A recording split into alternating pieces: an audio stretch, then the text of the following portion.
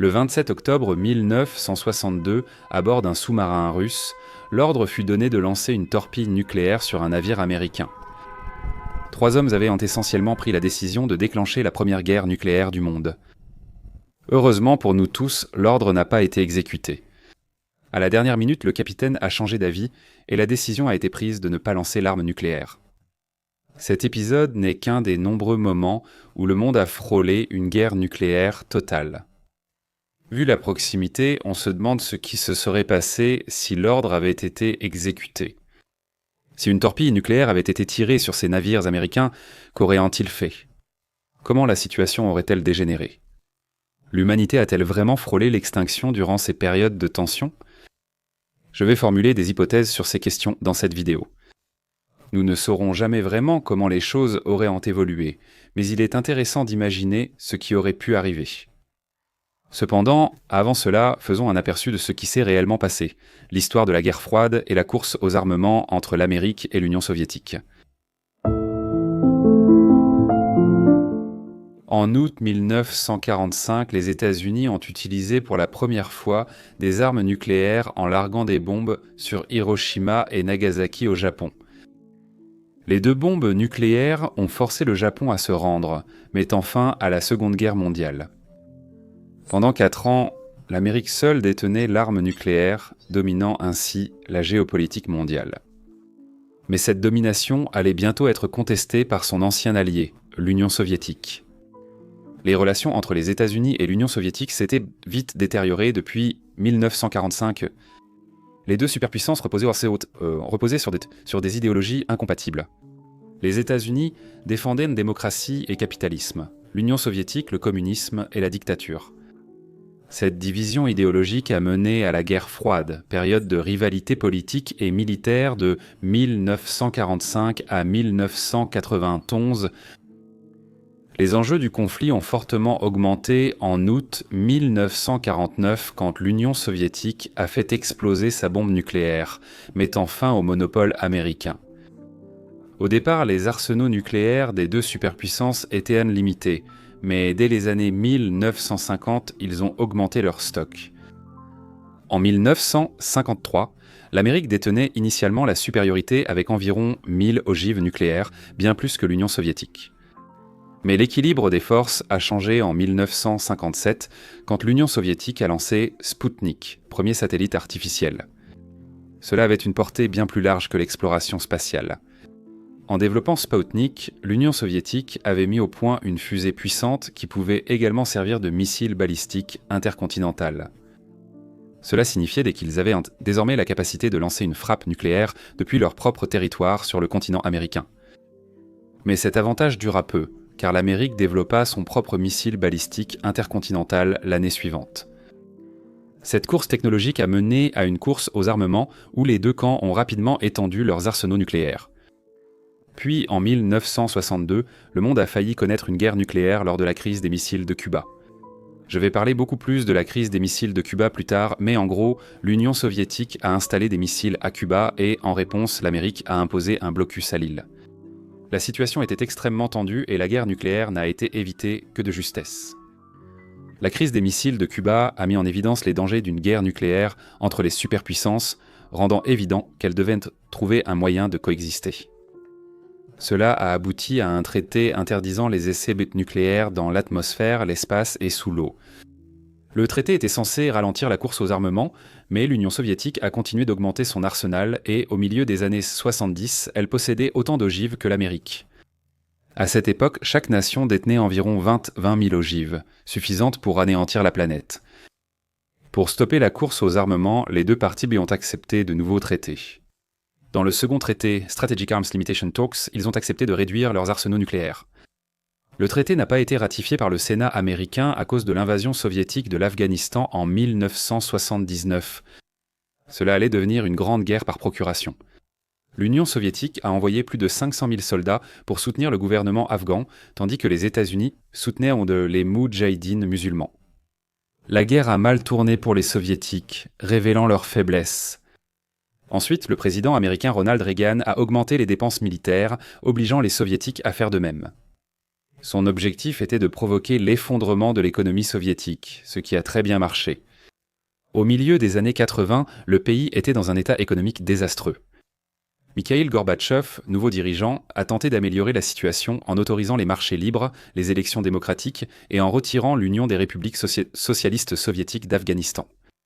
Ces réformes sont arrivées trop tard. À cette époque, de nombreux États membres de l'Union soviétique désiraient contrôler l'indépendance, ce qui a conduit à sa désintégration. En 1991, l'Union soviétique a été dissoute, mettant fin à la guerre froide. Ainsi, la menace de guerre nucléaire a fortement diminué. Donc, c'est ce qui s'est passé. Il y a eu de nombreux moments critiques, mais le monde a évité la guerre nucléaire. Alors, que se serait-il passé si la guerre froide s'était transformée en conflit ouvert ? Pour comprendre ce qui aurait pu se passer, il faut examiner les moments où cela a presque eu lieu.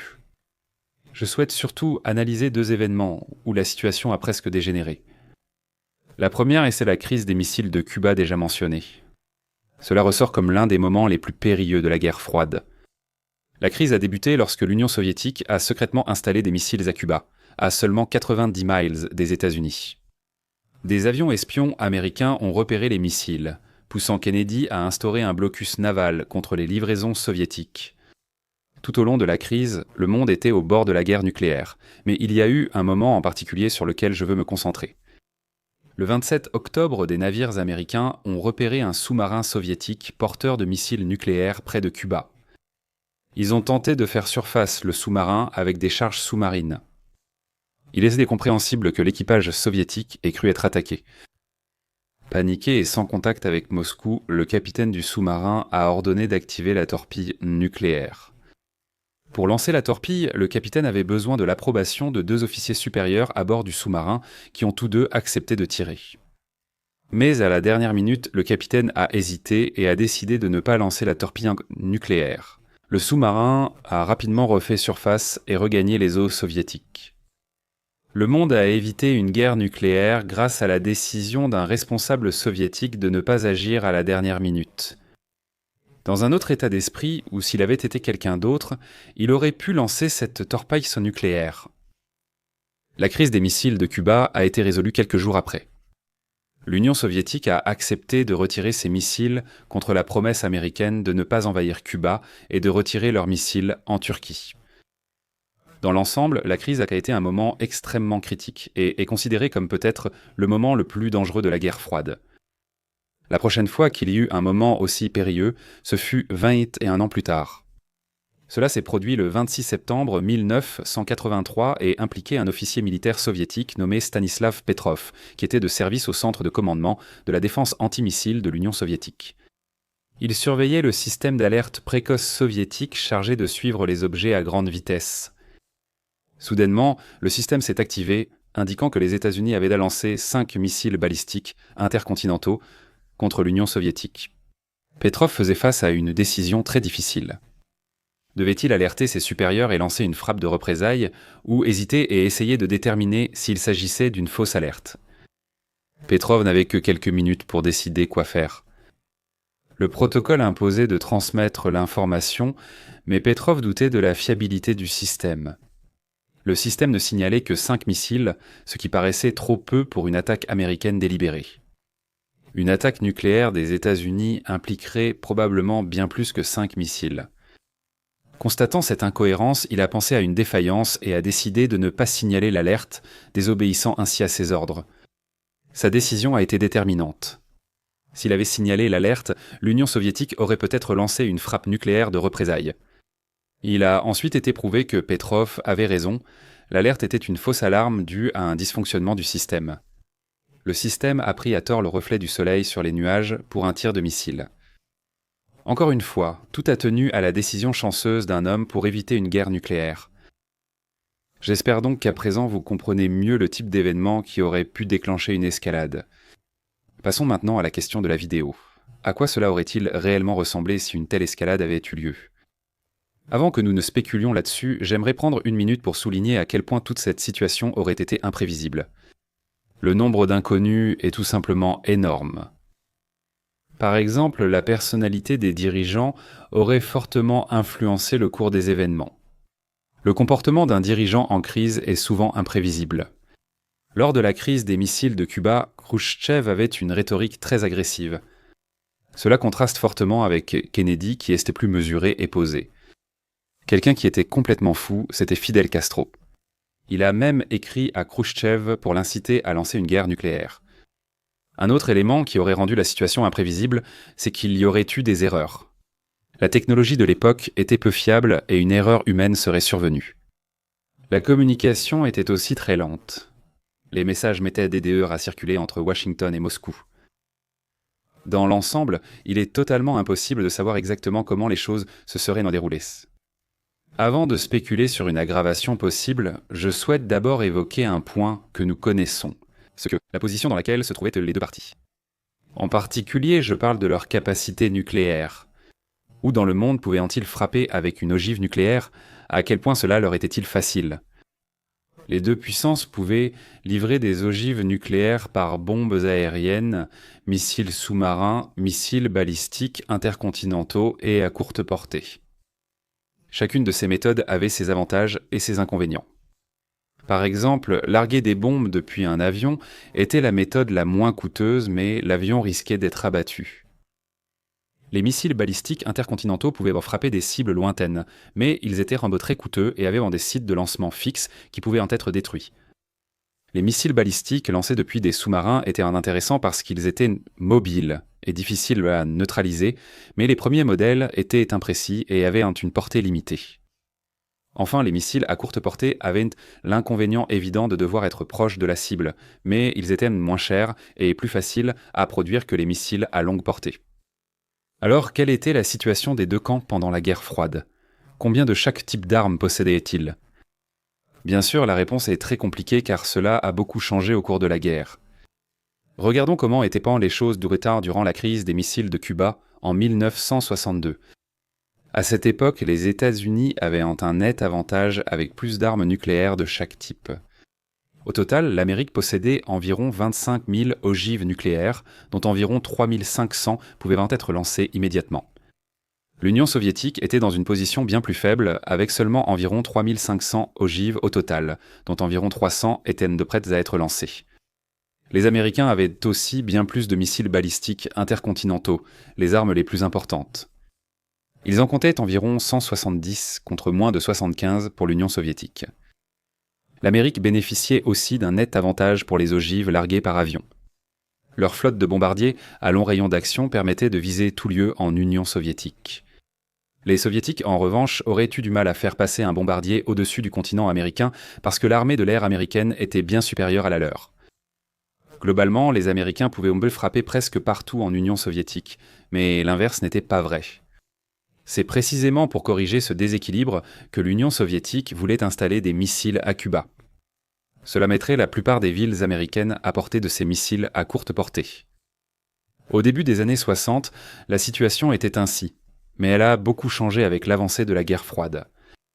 Essentiellement, dans les années 70 et 80, les Soviétiques ont réussi à rattraper les Américains et à se mettre en position de pouvoir frapper n'importe où en Amérique avec des missiles balistiques intercontinentales. Ils ont aussi égalé le nombre d'ogives des Américains. Une dernière chose dont je voudrais parler avant d'examiner quelques scénarios concrets, c'est quels auraient été les objectifs de chaque camp.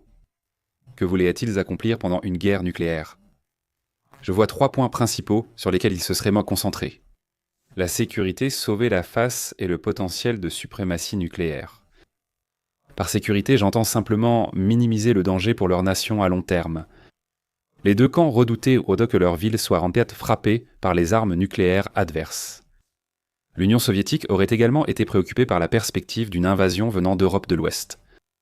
Par sauver la face, j'entends qu'ils ne veulent pas paraître faibles. Cela permettrait de maintenir la dissuasion et d'apaiser leur population. Tout dirigeant sait que mal gérer la situation et laisser son pays humilié lui ferait presque sûrement perdre le pouvoir. Enfin, les deux camps auraient envisagé d'atteindre la suprématie nucléaire. J'entends par là la capacité de neutraliser totalement l'arsenal nucléaire adverse, pour rester seul détenteur de ces armes. Il va sans dire que cela aurait été la récompense suprême. Si un camp avait réussi cela, la guerre froide aurait pris fin et le détenteur des armes nucléaires aurait pu imposer presque toutes ses conditions. Donc, avec tout ce contexte posé, voyons enfin comment les choses auraient réellement pu se dérouler. Pour répondre à la question, j'exposerai différents scénarios et évaluerai leurs probabilités selon moi. Tout d'abord, parlons du potentiel d'une désescalade rapide. Pour moi, c'est probablement ainsi que les choses se seraient passées. Il faut se rappeler qu'aucun camp ne voulait de guerre nucléaire. Même après un petit échange nucléaire, la simple logique de la destruction mutuelle assurée aurait encore prévalu. Toute personne sensée aurait cherché à désamorcer la situation au plus vite. Comment la crise des missiles de Cuba aurait-elle pu se dérouler ? Supposons que l'équipage du sous-marin soviétique ait lancé une torpille nucléaire contre la marine américaine. Comment la situation pourrait-elle évoluer à partir de là ? Eh bien, nous pouvons être sûrs que l'ogive nucléaire anéantirait toute la flotte américaine. Cela incluait un porte-avions et 11 destroyers, donc des milliers d'Américains auraient été tués sur le coup. Pour moi, il est presque impossible d'imaginer que les Américains ne riposteraient pas d'une manière ou d'une autre. J'ai dit plutôt que les deux camps voulaient sauver la face sans humilier leur pays. Pour l'Amérique, subir une frappe nucléaire sans riposte aurait paru incroyablement faible et aurait été inacceptable pour le peuple américain. La réaction la plus logique pour l'Amérique aurait été d'envahir aussitôt Cuba afin de détruire les sites de missiles soviétiques. Cela aurait sauvé la face et nettement amélioré la sécurité de l'Amérique. Le fait que Cuba soit allié aux soviétiques représentait peut-être le plus grand risque sécuritaire pour l'Amérique. L'Amérique aurait sans doute pris le contrôle de l'île rapidement. Je pense que si la situation devait se désamorcer rapidement, cela serait probablement arrivé après cela.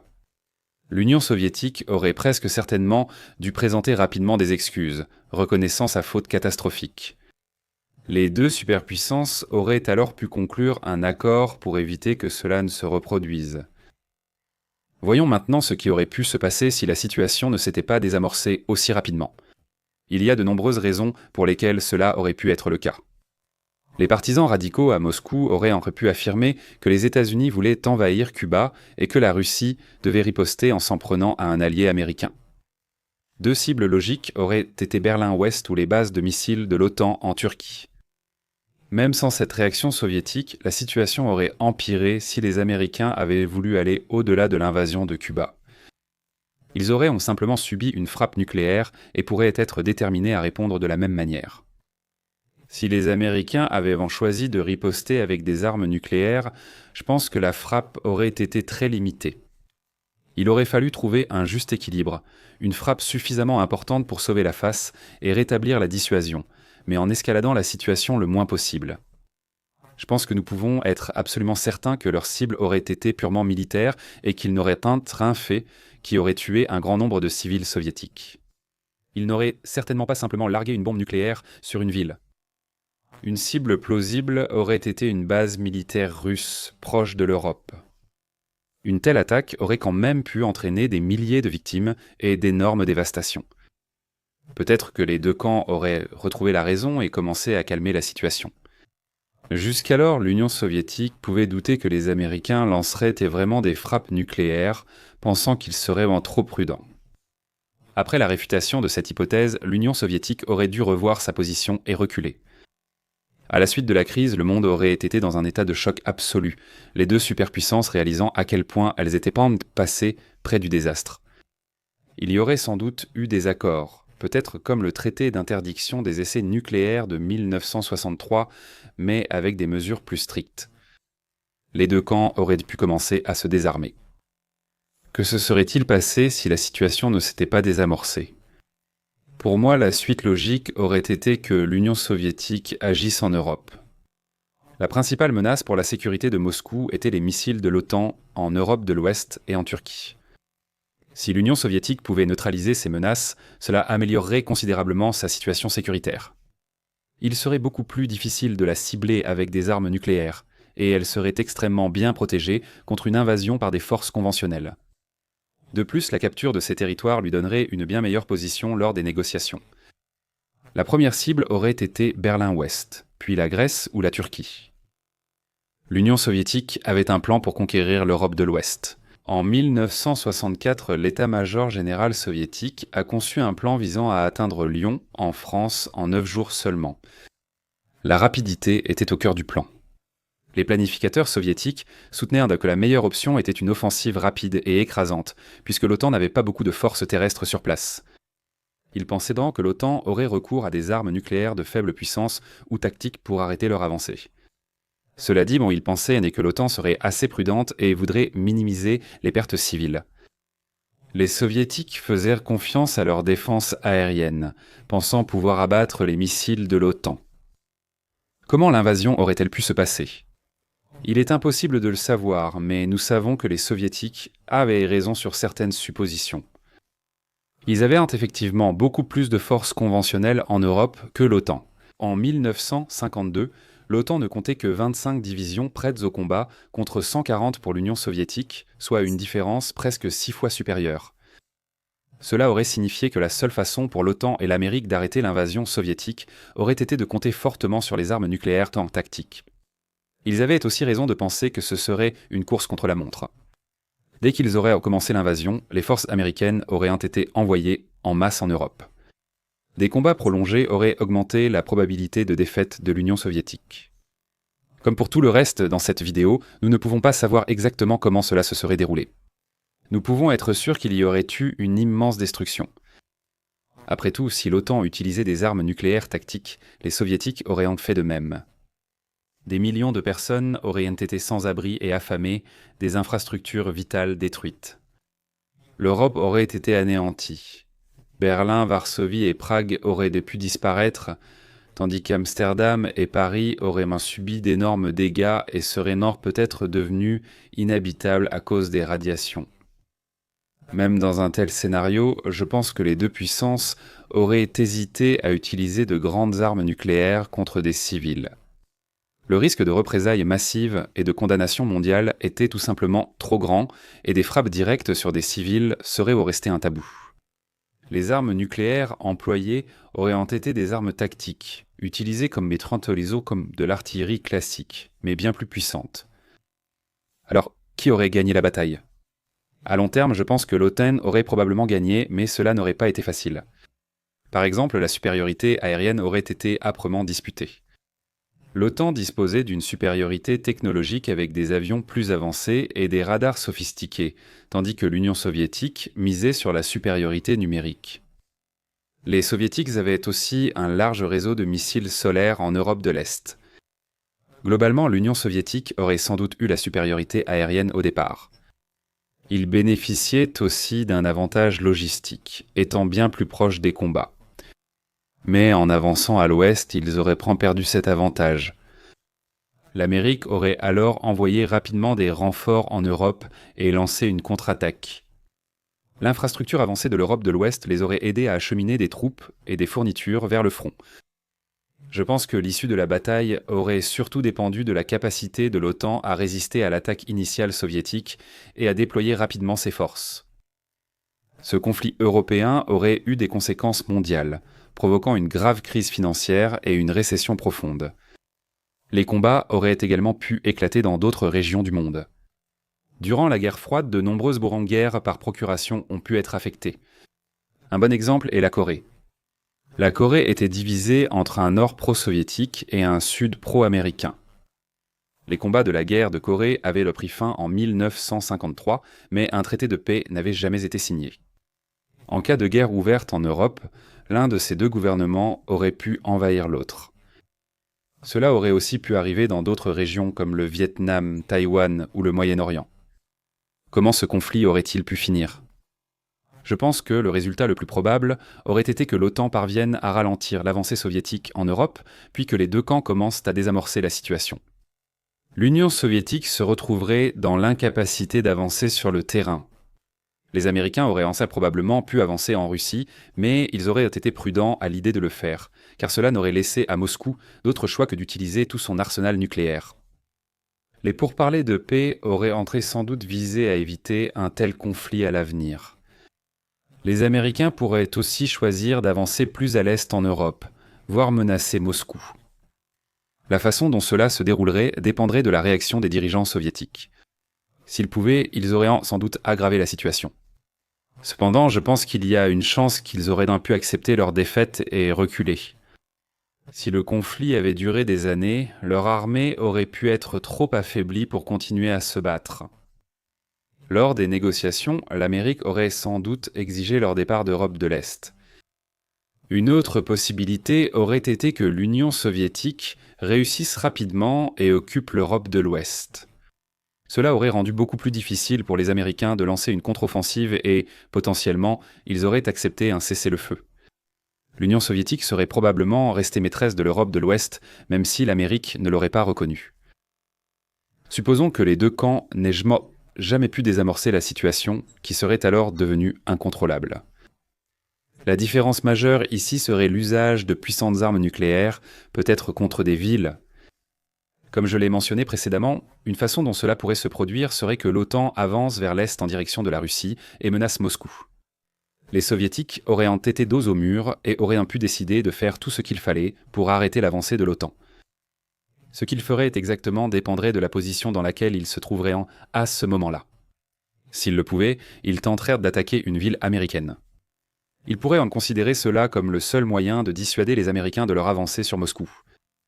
Les Américains pourraient alors répliquer en détruisant une ville russe pour dissuader les Russes de recommencer. Un scénario plus probable serait que les Américains décident de neutraliser rapidement tout l'arsenal nucléaire soviétique. Après avoir vu une de leurs villes détruite, j'imagine qu'ils feraient tout pour neutraliser chaque arme nucléaire soviétique. Ils pourraient lancer des centaines, voire des milliers de grands missiles vers les sites de lancement nucléaires soviétiques. Les Américains avaient un plan pour détruire tout l'arsenal nucléaire soviétique. Créé en 1956 à une époque où les États-Unis avaient plus d'ogives nucléaires et l'Union des républiques socialistes soviétiques n'avait pas encore de missiles intercontinentaux. La priorité du plan était l'armée de l'air soviétique, car la principale menace pour l'Amérique venait alors de ses bombardiers. Le document intitulé « Étude des besoins en armes atomiques du Strategic Air Command » pour 1959 identifiait plus de 1000 aérodromes dans le bloc soviétique, chacun se voyant attribuer un niveau de priorité. Cependant, le plan visait aussi d'autres cibles que militaires. Il y avait également une liste de zones urbaines identifiées pour une soi-disant destruction systématique. Cela comprenait plus de 1200 villes dans le bloc soviétique, de l'Allemagne de l'Est à la Chine, chacune se voyant attribuer un niveau de priorité. Moscou et Leningrad ont reçu respectivement les priorités 1 et 2. Les auteurs du rapport ont effectivement reconnu la destruction inimaginable que ce plan entraînerait, y compris pour les civils et les forces alliées. Pour obtenir les effets les plus dévastateurs, le plan prévoyait que les bombes nucléaires explosent au niveau du sol plutôt qu'en altitude, afin de maximiser les dégâts causés par l'explosion. Les armes seraient livrées par des bombardiers du Royaume-Uni, d'Espagne, du Maroc et par des missiles tirés du sol. Il est important de préciser qu'il y a une grande différence entre élaborer un plan et avoir l'intention de l'utiliser. En fait, il n'est même pas clair dans quelle mesure il a été adopté par le gouvernement ou l'armée américaine. Cela dit, cela donne une bonne idée de ce à quoi aurait pu ressembler un scénario d'escalade totale. Aucun plan soviétique similaire connu, mais ils en auraient sûrement eu un. Il aurait aussi impliqué des milliers d'ogives touchant des cibles militaires et civiles. Il aurait sans doute inclus des alliés américains comme la Corée du Sud ou le Japon.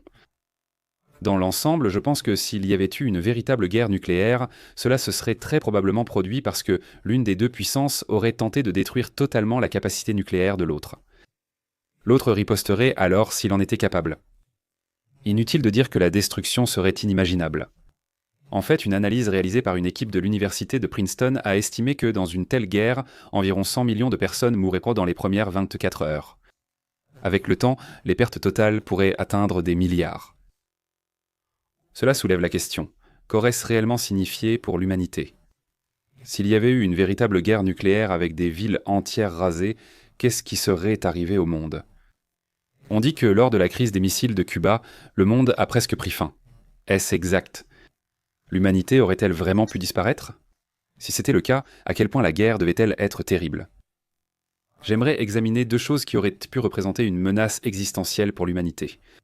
L'empoisonnement radioactif mondial et un éventuel hiver nucléaire. Tout d'abord, parlons de la possibilité que l'empoisonnement radioactif ait pu conduire à l'extinction de l'humanité. Les armes nucléaires génèrent des matières radioactives qui émettent des radiations. Cette radiation peut être mortelle à des doses suffisamment élevées. Elle brise les liaisons chimiques dans les cellules, les endommageant et les rendant incapables de fonctionner. Une forte exposition aux radiations peut tuer en quelques heures. À plus faible dose, elle accroît le risque de cancer ou d'autres maladies. Alors, une guerre nucléaire pourrait-elle faire mourir tout le monde de cette manière ? La réponse courte est non.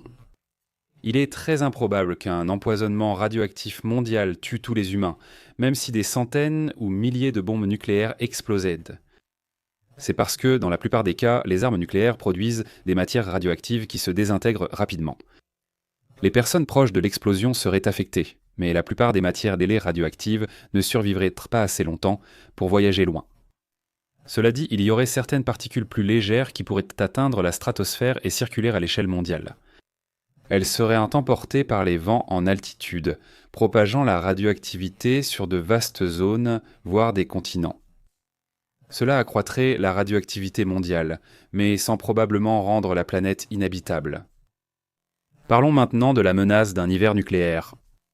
Un hiver nucléaire est une catastrophe environnementale théorique qui suivrait une guerre nucléaire à grande échelle. Lorsqu'une bombe nucléaire explose, elle projette d'énormes quantités de poussière et de fumée, surtout si elle explose au niveau du sol. Une grosse bombe nucléaire libère près d'1 million de tonnes de poussière et plusieurs explosions pourraient non bloquer la lumière du soleil longtemps à cause des débris. Dans les zones proches des explosions, cela pourrait entraîner un effet de refroidissement qui pourrait abaisser les températures de 10 à 20 degrés pendant au moins un an. Des effets mondiaux sont aussi prévus. La température mondiale pourrait chuter d'environ 2 degrés pendant 10 à 20 ans. Cela pourrait causer des pertes de récoltes et une famine mondiale majeure. Il est difficile de dire ce que cela signifierait pour l'humanité. L'extinction totale est peu probable, mais cela pourrait entraîner l'effondrement de la civilisation. Une question essentielle est de savoir combien d'ogives nucléaires doivent exploser pour déclencher un hiver nucléaire. Le sujet reste débattu, mais des études estiment que 100 explosions nucléaires pourraient suffire. En réalité, cela dépend du lieu de l'explosion des bombes nucléaires.